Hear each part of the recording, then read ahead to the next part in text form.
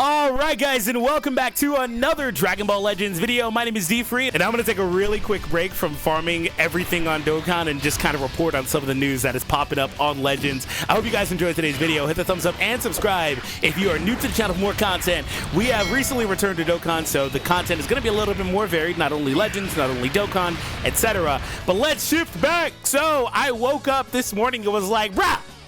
I was like, bruh, what happened? What?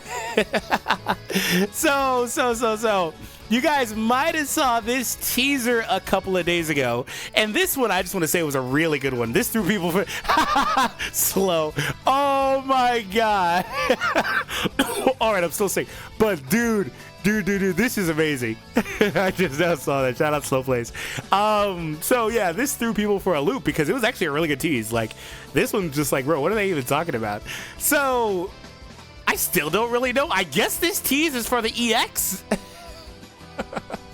Anyway, we'll take a look at what's releasing. So yeah, might have thrown you for a... Whoa, somebody called it? Holy crap, he called it. Okay, let's get back to it.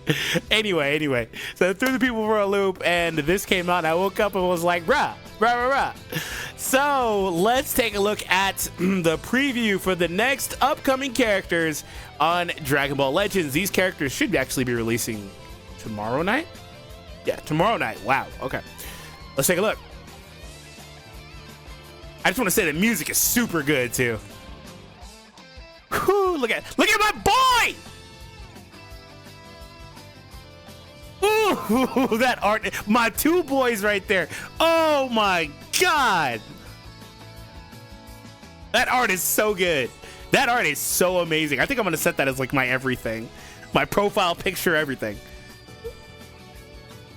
And then the new Gohan model. And here's our LF and the music switch. I love this music.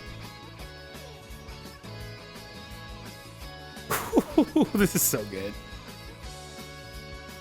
This is so good, man. Whew, I love the blonde poofy hair, man. Whenever they do that, it looks so amazing. It's a shame the model doesn't really look like that, though. I mean, kind of, but not really. Some new animations, a little bit. More than a little bit.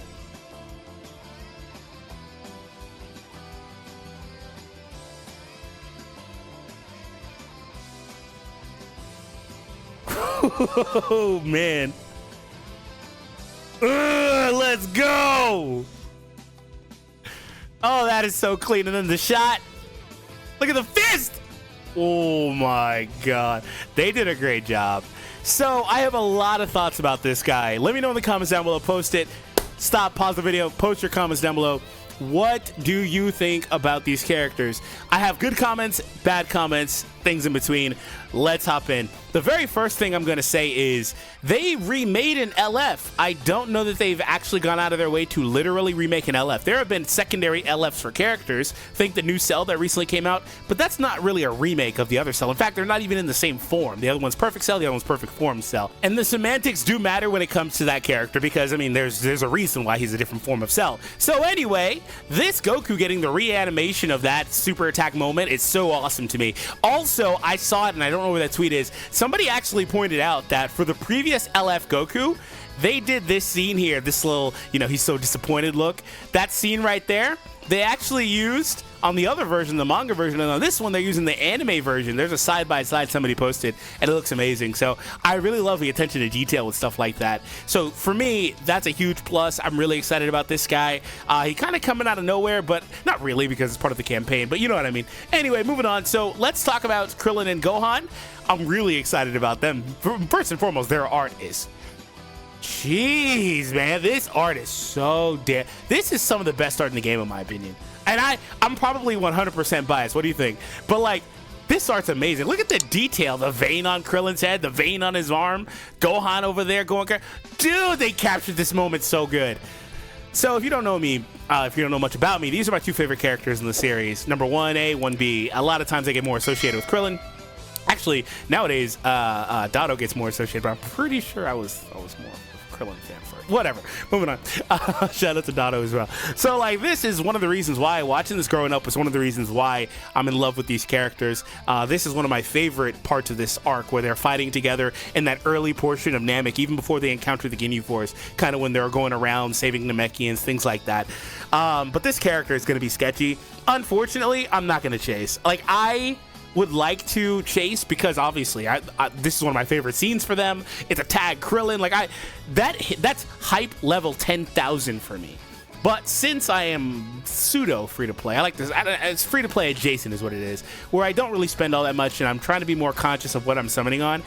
I think that if you're like me, whether you're a light spender or you're just a free-to-play player, the banner is going to be kind of sketchy. Why? Because the value isn't going to be there. Why? They're probably going to put some LFs on the banner to try to improve value, but the downside is, at the end of the day, hear me when I say this, at the end of the day, this banner is going to be a banner, unless the character is hidden that we don't know of. I guess I'll throw that caveat.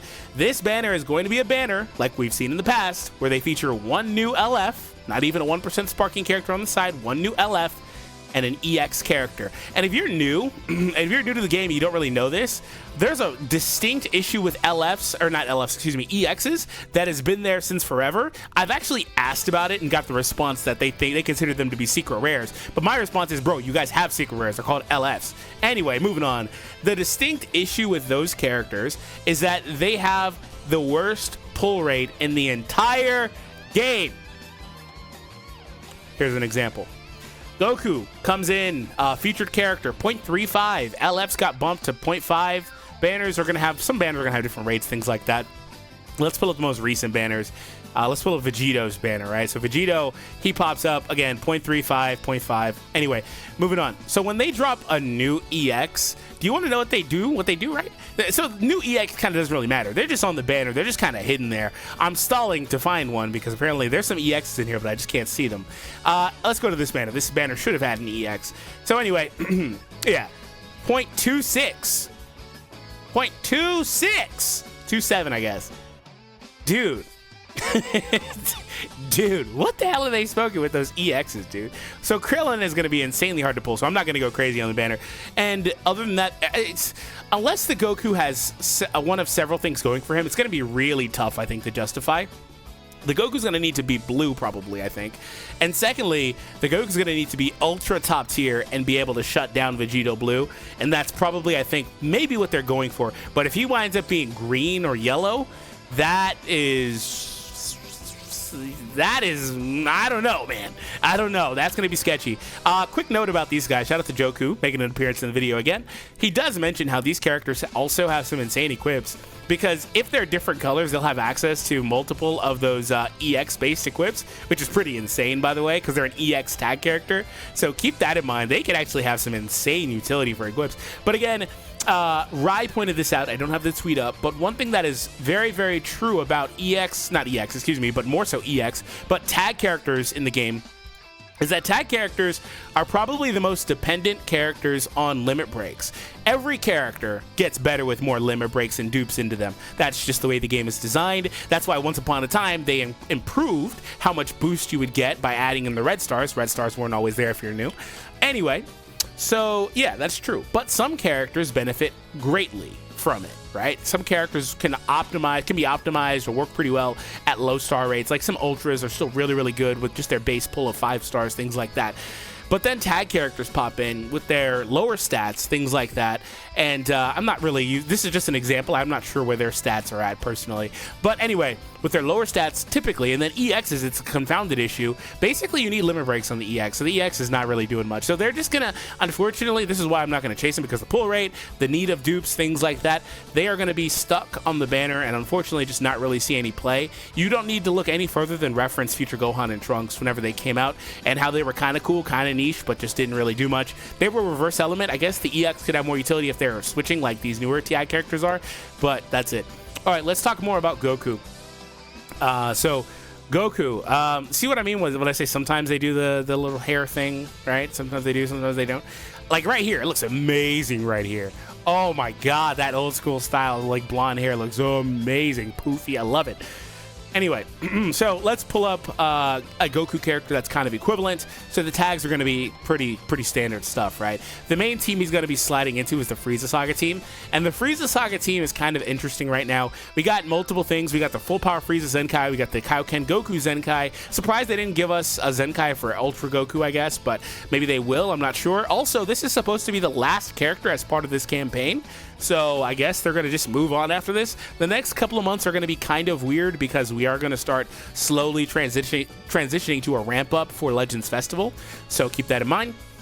Also, Jason Birder, Rakum Guldo, Captain Ginyu. We also got this free Goku here. So like, there's 6 characters there, and then there's some other like stragglers that are still kind of decent, especially right now on Featured Boost, like the Revival Frieza and some other characters as well.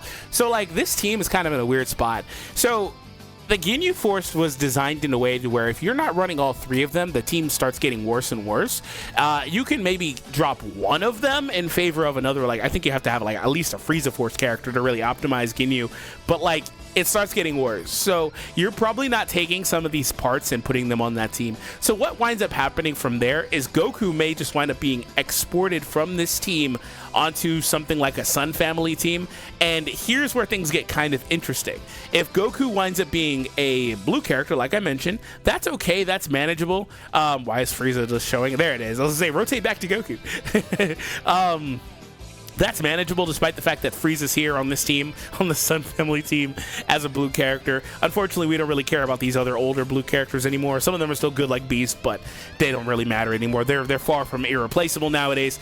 But Goku can slide onto this team and function pretty well. The problem with this team is that he might need to be a different typing other than blue or purple, which is not, like I said, the best thing or the worst thing. It just depends, because Goku and Frieza and then Vegito Blue are in every damn game, dude. So it's really, really tough to say you're going to be like green or yellow and just get absolutely destroyed, right? Now, those 2 character colors can counter Goku and Frieza technically, but just depends if you have priority or not, which is kind of sketchy. Also, another issue with Sun Family as a team is some of their best characters, just like I mentioned, have similar colors. Like UI Goku, I don't know if he is exactly, because I'd have to go through the list with a fine-tooth comb, but he very well may be their 3rd best character here. So if the other character winds up being, you know, purple or whatever, that just makes this team not it. So let's cycle back over to Frieza Saga, because despite the Ginyu Force issues, I actually do think that they will try to make that character optimized for this team. And you know, a dark horse color for this character is actually red. I know we already have other red Namek Gokus, actually looking at them on the screen right now, but I think that could be the dark horse color, because it would just be to counter this Frieza, which is kind of funny because that's always been the case. Even with this Frieza here, he wound up being yellow. This Frieza yellow because they had this Goku. Anyway, Ultra Goku here for this. So anyway, they probably wind up doing the same exact thing again. And so if he winds up being red, he's an interesting character, I guess, because at least he isn't going to get demolished by 2 of the 3 of those characters between Goku and Frieza and then Vegito Blue. At least 2 of the 3. Now that says nothing for, that's just colors. That says nothing for actual kits. Now, the Goku kit is going to be interesting. This is just a separate Goku. Like I said, we talked about the tags. Guresh has been mentioning on Twitter that, or X, that the next character is going to need like a permanent, non-cancelable, I don't know if he said permanent, but at the bare minimum, non-cancelable, cover null, things like that, to start dealing with some of these characters. In my mind, that's just enhanced power creep, because it's just going to create a situation where every character is going to start coming out with that, thus devaluing cover changes. Thus, they're going to find another way to add more defensive utility, I guess, eventually, right? So it's just, to me, I kind of wish we never really got here personally, but it's 5 years of a gacha game. It's not surprising, I guess. Anyway. So outside of that, Goku could be a real powerhouse for this team, but I'm really, really skeptical, because this team just isn't fleshed out enough. Full Power Frieza is not a good enough secondary character. Neither is the Green Kaioken Goku to really, really help carry you versus those other teams. They're going to be really, really strong. And unfortunately, we might wind up in a situation where the best team is just Frieza Force, like these Friezas down here and then the Ginyu Force, basically. That still may just wind up being the best team, which is kind of sketchy. So all in all, I said all that to say that I'm not sure on the value of the banner. In fact, I know it's not going to be great value. They may put some LFs on there. There could even, but I doubt it, but there could even be a hidden other 1% sparking on the banner. I doubt it, like I said. But nonetheless, this situation is kind of weird for this character.